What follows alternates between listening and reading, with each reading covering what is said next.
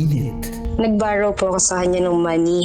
Tapos instead po nabayaran ko siya, sabi niya, dadagdagan ko na lang pero pumayag ka na makipaglaro sa akin. At mas pag-uusapan. Nagkaroon po ako ng HIV nang dahil sa kanya. Mga sikretong dito mo lang mapapakinggan. Top Secrets. Top Secrets. Top Secrets. Top Secrets.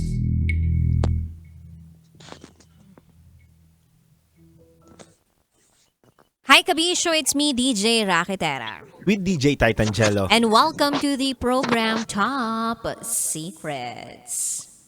Kung saan pwede kang makapagbahagi ng iyong pinakatatagong sikreto. Ito po ang programang hindi ka huhusgahan. Bagkus ikay pakikinggan. Ang programa sa radyo na nagpo-promote ng Will Listen. And we don't judge culture. At meron na nga po tayong top secret sharer na nasa kabilang linya. I-welcome na po natin siya. Magandang gabi, ma'am. Hello, good evening. Ano pong pwede namin itawag sa inyo? Marina. Marina. Ilang taon ka na, Marina? 30 years old po. 30. Sang lupalo po kayo galing, Marina? Sa Laguna po. Laguna. Alright. Marina, 30 years old from Laguna. Ano ang top secret mo? 3 taon na ako niloloko ng ex-living partner ko nang wala akong kaalam-alam. 3 taon ka nang niloloko ng ex-living partner mo nang wala kang kaalam-alam. Tama ba ako? Ex-living partner mo na siya? Yes po. So, kahihiwalayin nyo lang 2 years na. ang lumipas. Yes po. So, ito lang yung ibinahagi mo sa amin na top secret mo na, ay, hindi ko alam, ganyan. Niloko ako, ganon. Okay, sige Marina, pwede mo ba kaming kwentuhan kung paano kayo naging nitong ex-partner mo? Nagkaroon ba kayo ng anak?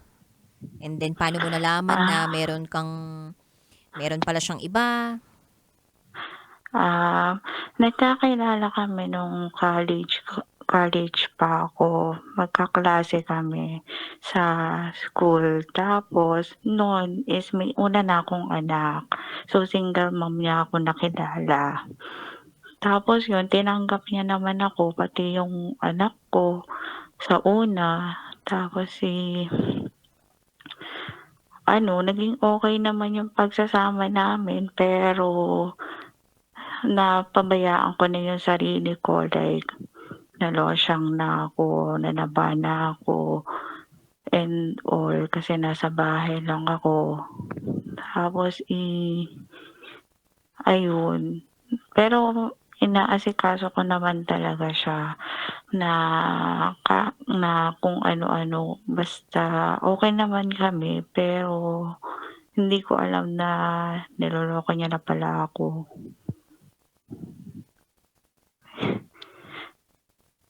Okay. Paano mo nalaman na naloloko ka na niya? Well, actually, nung naghiwalay na kami, mga 2 weeks na kaming hiwalay, doon ko lang nalaman na niloloko niya na pala ako ng 3 taon na, nang wala talaga akong idea. Yes, sa paanong paraan, Marina? Doon sa laptop ko, may nakalagin doon na dummy account. So, tinesting ko, binuksan ko. So, nagulat ako na, nakita ko na may mga babae siyang ka-chat, tas may mga nakakaano siya na mga pawok, ganyan. Okay. Ayun. Doon sa laptop mo, may dummy account doon na hindi sa'yo. Marina?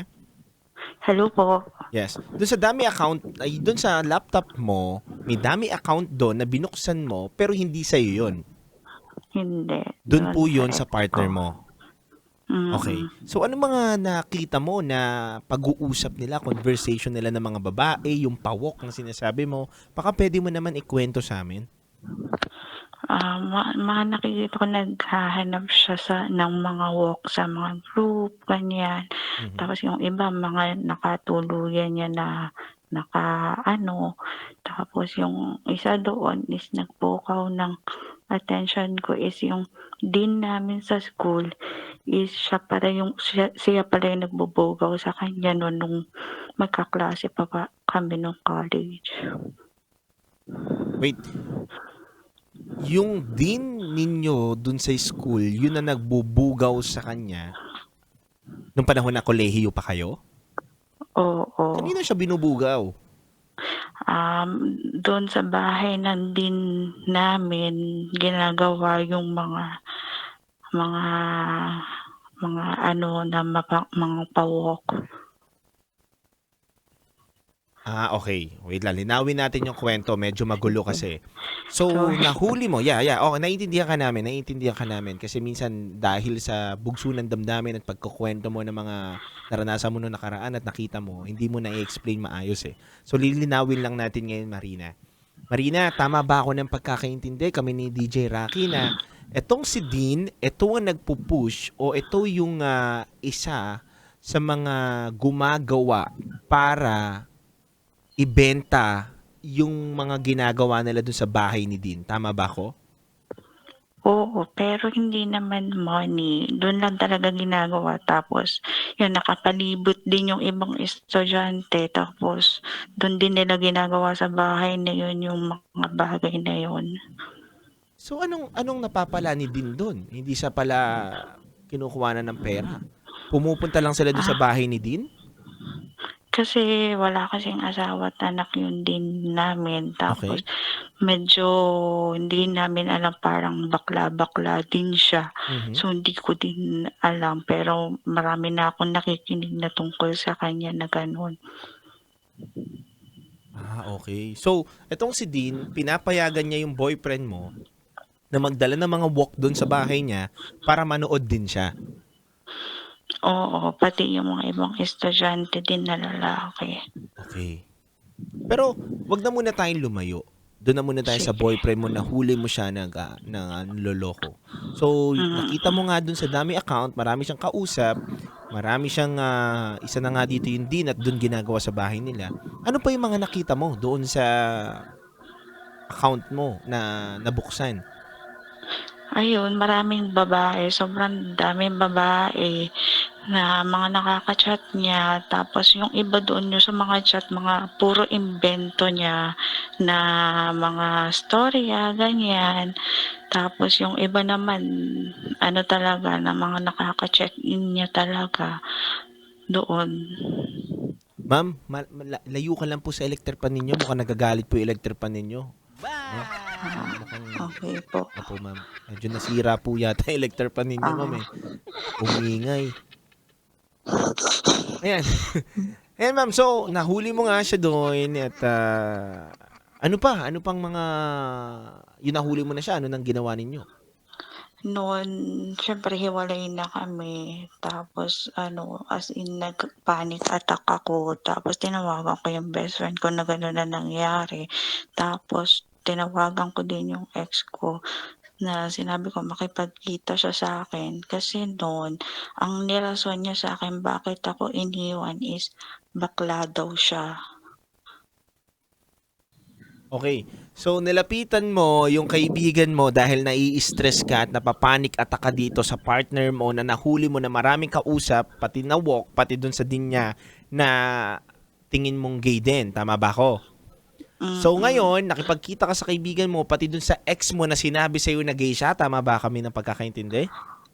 Kasi nung parang ramdam ko ng may something sa kanya, tinatanong ko kung anong problema niya is naguguluhan daw siya sa sarili niya at nako-confuse siya sa sarili niya Ang sa rason na sinabi gender ng ex niya, identity niya. gay siya. Okay. Gets ko na. Pero naramdaman mo ba dun sa loob ng pagsasama ninyo na bading siya? Hindi, kasi hindi ko talaga naramdaman. Kasi galit siya sa mga bading.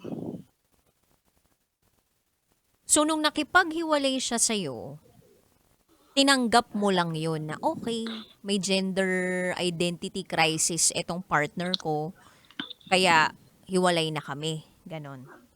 Hindi din. Dumating ako sa point na nag-suicide ako ng 2 times. Tapos nagmakaawa din ako sa kanya, na lumuhod, ganyan. Sa mga pamilya niya, nagmakaawa ako na ayusin namin yung relasyon. Ganyan, natanggap ko siya kahit gano'n, basta wag lang siya magloloko, gano'n. Mhm. Anong sabi niya sa'yo? Wala. Nung huli kong suicide is, pinaubaya niya na ako sa magulang ko kasi binigay niya na ako. Anong naramdaman mo nung time na yun? Na para bang ibinalik ka niya sa magulang mo?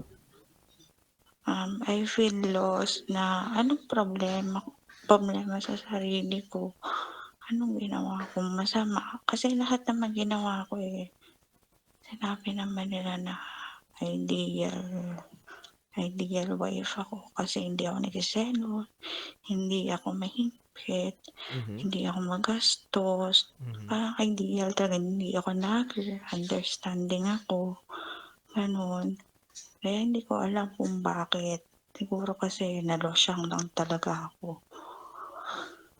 Mhm. So, pagkatapos mong malaman na meron siyang mga kinakausap na babae, meron siyang kaugnayan ng mga pawok, ganyan, nagbago ba yung pagmamahal mo dito sa lalaking ito?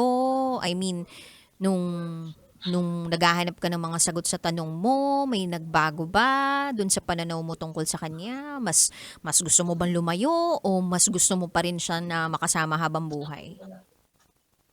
Siyempre gusto ko pa rin yung maayos yung pamilya namin kasi may iisa kaming anak pero may 2 akong anak na siya isa lang. So, gusto ko talaga maayos kasi yung 2 kong anak is may autism spectrum disorder. So, ayoko talagang maghiwalay kami kasi kawawa lang din yung bata. Yes, naiintindihan ka namin at nalulungkot kami ngayon. Pero sa akin na muna, gusto ko munang puntuhin sa'yo na huwag mo naman tignan yung sarili mo na dahil nalosyang ka o iniwanan ka. Huwag mo tignan. Kasi unang-una kahit anong ganda ng babae, kahit anong sexy ng babae, kung gusto magloko ng isang lalaki, magloloko yan eh. And wag mong tignan din yung sarili mo na porket naging losyang ka na, yun na yung naging factor or naging dahilan para iwanan ka niya. Baka talagang hindi lang siya nakontento. O baka talaga may mas malalim pang dahilan doon. Yung panloloko niya o paglisan niya sa'yo. Pero wag mo naman ibaba din yung sarili mo ngayon. Tignan mo pa rin na hindi lang yun yung dahilan na may anak ka, na nalosyang ka na. Kasi pangit din eh na doon mo titignan yung sarili mo. Sana Ito, sana Marina, para kang slingshot. Alam mo yun, yung parang ibinaba mo muna yung sarili mo hanggang sa, nung tinira mo na, umangat ka na Umangat ka bigla. na bigla. Ganon. Yes. Nasang stage ka na ba ngayon, Marina? Nandun ka pa rin ba sa, sinusubukan mo pa rin makipag-communicate dito sa ex mo? Or sinusubukan mo na mag-move on? nasa hiling pa rin ako kasi naghabol pa rin ako ng 1 taon sa kanya, to be honest. Mm-mm. Pero wala, nag-jowa na siya. Sa 2 years na yun, 2 na yun naging jowa niya. Until now, sila pa rin ng jowa. Tapos, hindi siya masyado nakikipag-co-parenting, more on sustento lang talaga siya. Kaya wala din kaming communication masyado.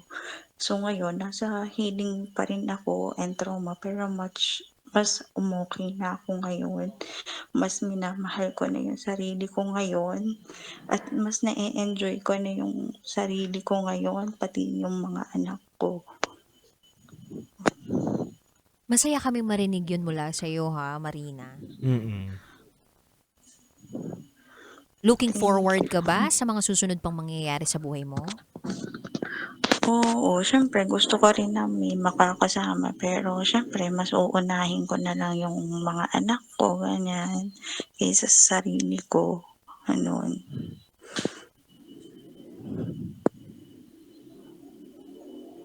Siyempre gusto ko rin maranasan yung makipag-date, may mag-aalaga naman sa'kin kasi nung nagsasama kami, puro sila lang yung inaalagaan ko, sa'kin parang walang nag-aalaga. Nagigets ka namin dun. Mm. Siyempre, kapag mapagmahal ka, gusto mo rin naman na mahalin ka rin ng tama. Yes. Kumbaga, kapag nagmamahal ka ng tama, sa tamang paraan, gusto mo rin naman na minamahal ka ng tama. Pati siyempre pangatlo na 'tong magiging susunod ko. So, dapat pag-isipan ko na rin and natanda na rin. So, dapat utak ko na rin talaga ang pairalin, gano'n. Ang sarap makapakinig na na ito yung lumalabas sa bibig mo, Marina. Kumbaga, magsilbi ka sa'kin ng inspirasyon ng ibang mga babae dyan. Na, oo, nasaktan, pero ngayon, sinusubukan bumangon, lumaban. Yes. Nga po. Sana maging okey na ako, yung parang yung trauma ko, yung lahat and all, sana maging okey na in the near future, ayun. And we really pray for your healing. And so nakakalungkot lang talaga na may gano'n talaga pala talagang tao Mhm. na gano'n, nalolokohin ka talaga. Meron ka bang Kahit gustong mensaheng bigay sa kanya kung sakaling nakikinig siya ngayon? Hmm, sana bago mo ko sana ginulo no'n, sana naisip mo na may una na akong anak, sana hindi mo na lang ako ginulo. Kung lolokohin mo lang din pala ako, sinayang parang nasayang lang yung 5 years ng buhay ko sa'yo, na ibinigay ko sa'yo lahat, na hindi ko naisip yung sarili ko. And sana magpakatatay ka sa anak mo, hindi yung every 4 months ka nagpapakita, 3 months, hindi yun deserve ng anak mo. Ginawa kasi natin 'to tapos ako lang ang lahat ng gumagawa, ta's ikaw nagbubuhay binata ka, napaka-unfair. Sana huwag ka na rin gumawa-gawa ng mga kuwento na ako yung masama, na ako yung nagloko, na binubugbog kita. That's not true. Alam mo ang totoo. Alam mo yung totoo. Sana maging masaya ka na lang din. Yun na lang. Alam mo, Naka okay, Marina, may gusto ka pang sabihin? Wala, nakakapagod lang talaga. Alam mo, Marina, bilib ako sa'yo dahil isa ka sa mga magulang na dapat sinasaluduhan dahil may ibang magulang dyan na nakipaghiwalay sa kanilang partner na hindi binibigyan ng pagkakataon na magkaroon sila ng co-parenting. So, yung lalaki or yung babae, 'di ba, naghahabol dun sa anak nila na mabigyan sila ng pagkakataon na makita. Pero ikaw, binibigyan mo siya ng pagkakataon na makita tas ayaw niya. 'Di ba? May mga lalaki diyan, 'di ba, kabisyo, na hindi binibigyan ng pagkakataon na makita yung kanilang anak. Susustento naman sila pero hindi sila binibigyan ng pagkakataon na makita. So, nakakatuwa lang din na marinig sa'yo yan na hindi mo na pagkukulang eh. Binuksan mo yung pintuan para sa pagkakataon na yun na magpakatatay siya doon sa bata. Hindi na nga para maging partner mo eh. Para na lang doon sa bata pero hindi niya pa rin ginagawa na maayos. Totoo yan. Sobrang naawa lang ako sa anak mo. Kasi hindi nila deserve na walang tatay. Kaya ginagawa ko lahat na hindi nila ma-feel na walang tatay. Wala na nga akong social life, eh. Wala akong kaibigan kasi nag-focus na lang ako sa mga anak ko. Hindi ako makapagtrabaho, ganyan. Wala akong oras masyado sa sarili ko kasi dapat co-parent to, eh. Pero hindi, sinalo ko na lahat.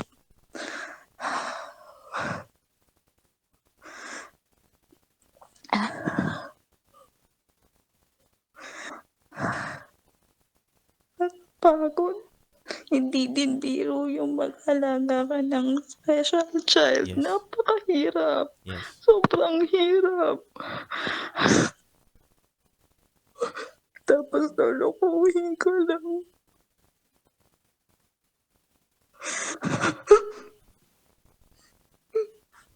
Labas mo lang, Marina, na handa kami makinig sa'yo. Kasi ginawa ko naman gusto lahat.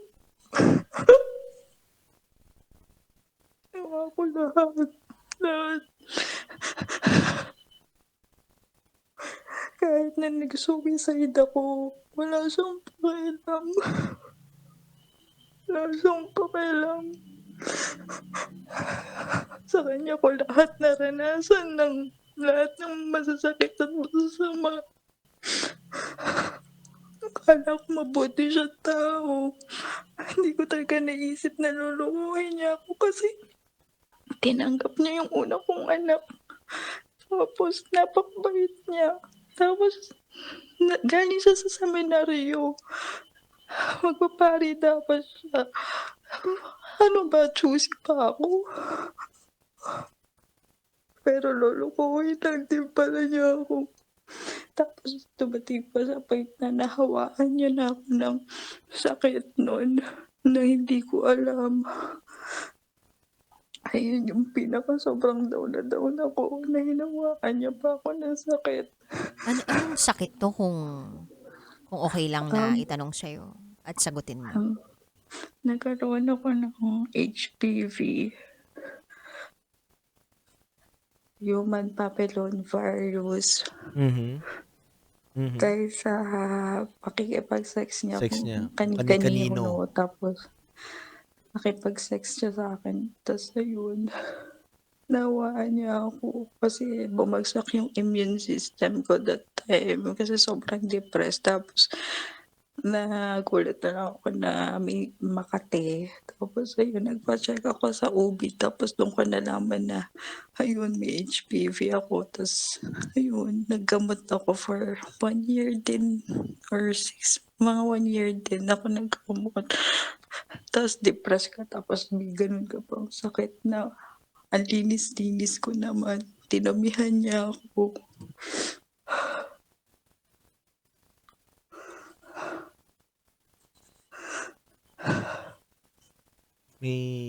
Marina, may gusto ka bang sabihin na kung ito yung pagkakataon na marinig niya? At ito yung platform pala na makakahatid ng iyong mensahe para sa kanya. Ano ba gusto mong sabihin dito sa lalaki? Ito na lang siguro yan, last. Pagod na ako sa'yo. Siguro ito na yung last na may konting hope pa na magkakabalikan tayo.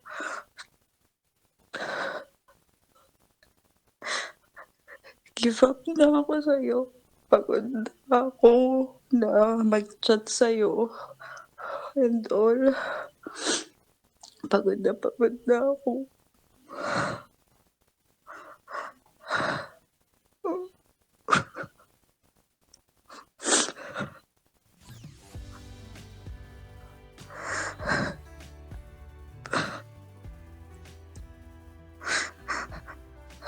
Ano bang address niya na? Puntahan na kaya natin ngayon, Titangelo.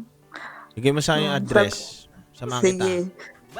Ano Sa address? government agency siya, sa Supreme Court siya nagtatrabaho. Medyo masama yung pakiramdam ko. May uric yata yung pako, ha? Ha? Pasensya na. Marina, nag-joke. Joker lang naman ako. Komedyante ako. Ito yung mga, pungwing. Ibang court lang yung alam namin, sis. Yun doon lang yung, Basketball court lang alam mo ko eh. yun lang yung napupuntahan namin court. Actually, wala na siya ngayon. Nag-iba na siya ng pangalan. Bakit nga? Ba't ba kasi naiisip na tawagan yung mga ganyan tao?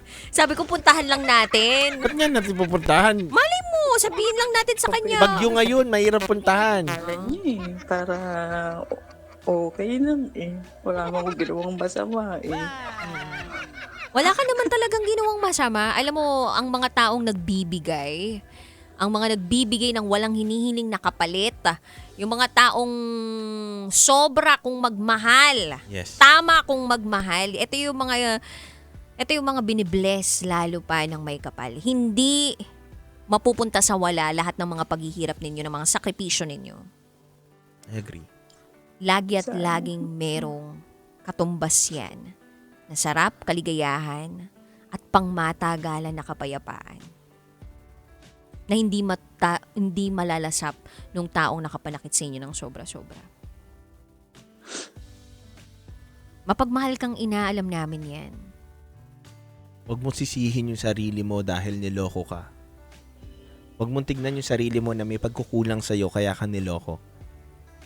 Sadyang may mga tao lang talagang hindi marunong makontento. Makati lang siya. Yes. Gusto niya magpakamot sa iba.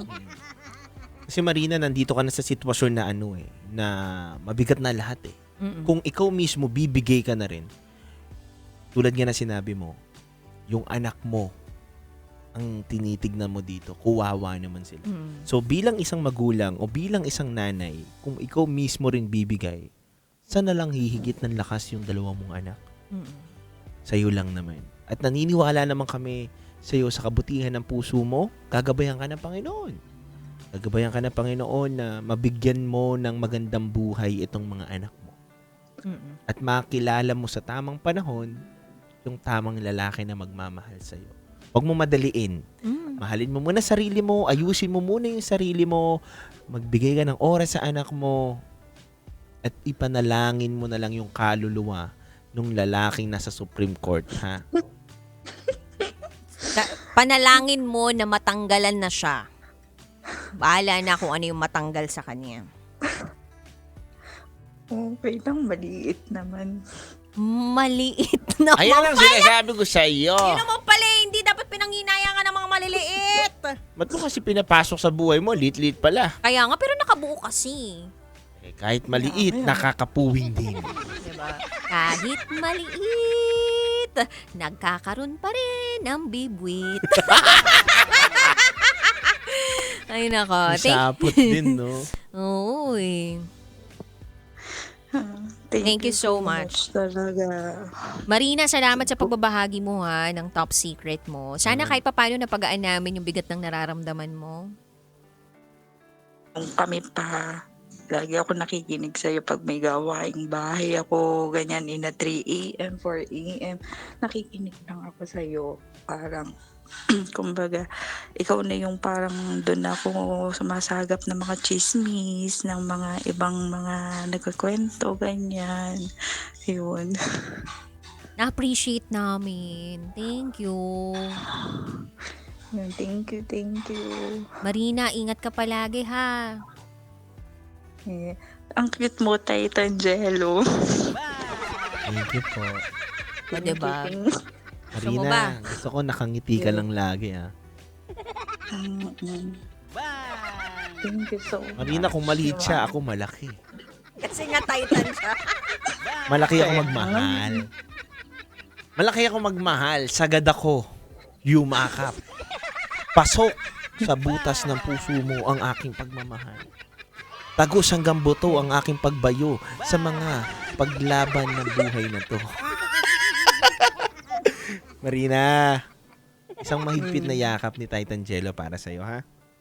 Thank you. Naway Thank you magkita-kita so tayo dito sa studio sa susunod. Thank you. Yes. Thank you. Thank you so much. Sige, good night. Good night. Night, Bye, thank Marina. you. Bye. Bye-bye. Good night. Sweet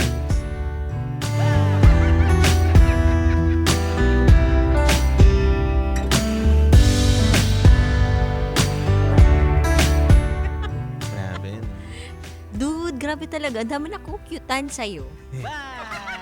Mars naman. Hindi. Oh, Hindi, pero masaya ako, ah. bakit? napagaan natin ang loob ng isang inang nagdurugo ang puso. Totoo.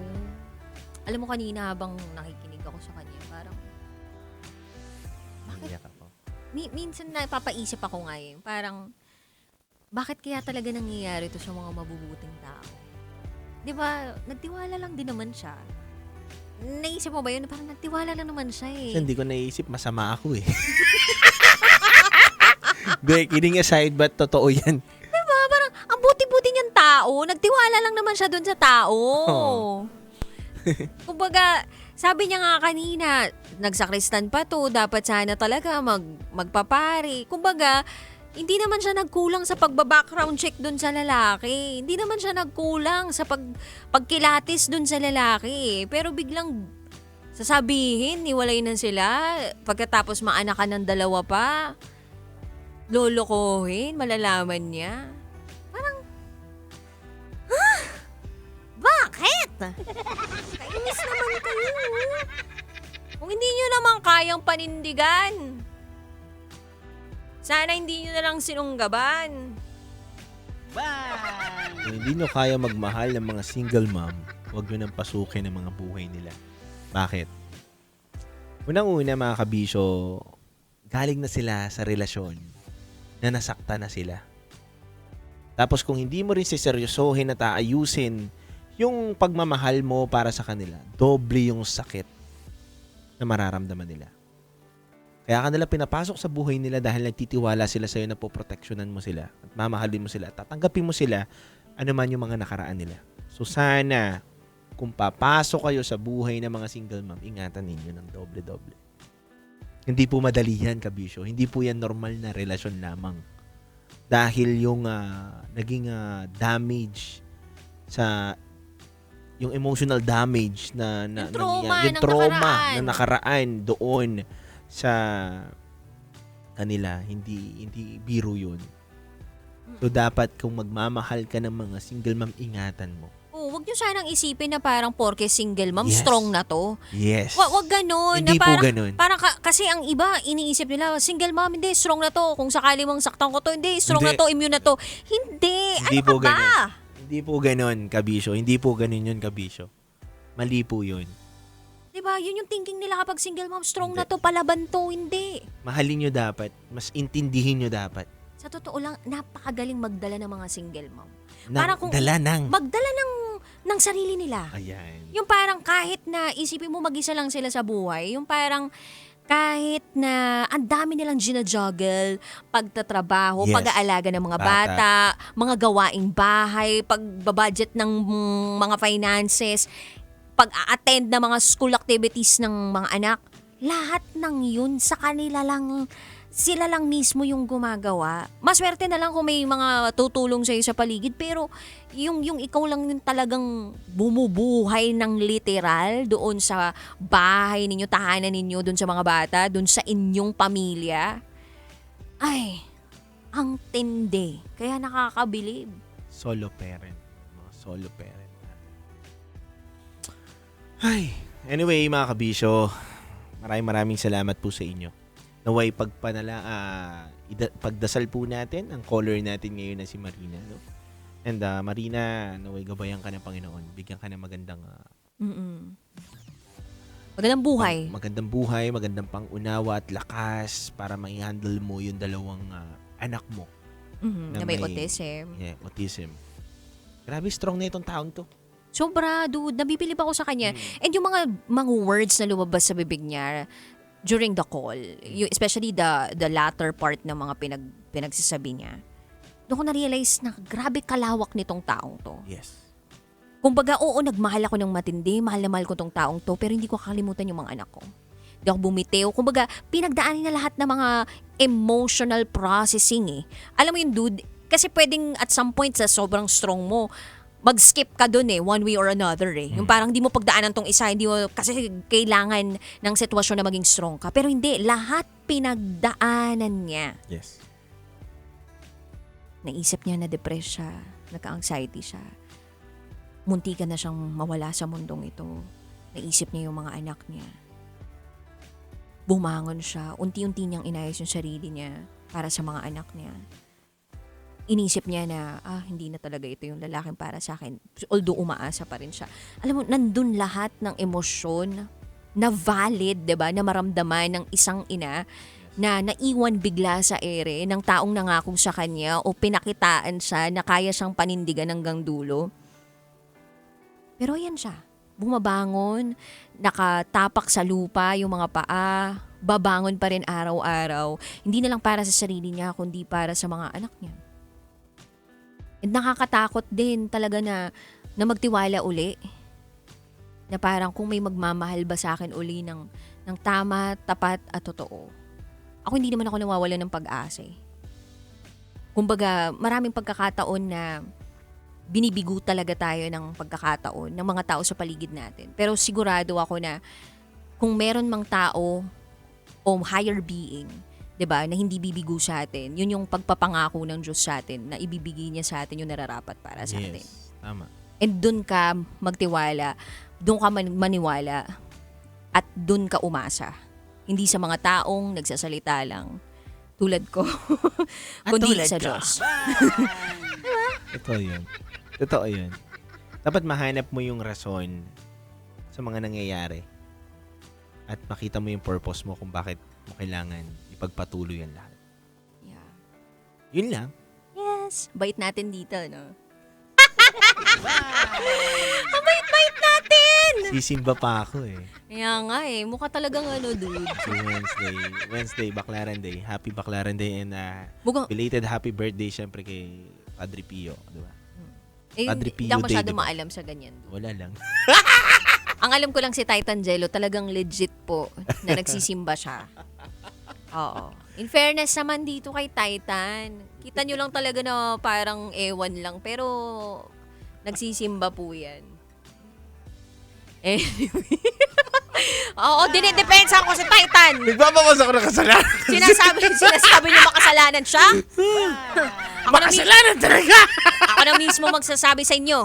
Na makasalanan talaga! Hindi naman. Ah. Hindi ka makasalanan. Pinanganak talaga tayong makasalanan.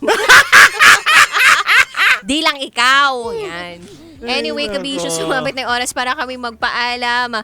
GTG na kami as in got to go na kasama ang Basa Princess DJ Raketera. At ang titindig sa mga pinaglalaban ninyo, DJ Titan Jello. At kayo'y nakatutok sa 90.7 Love Radio. Kailangan pa bang i-memorize yan? Basic. This is Top Secrets.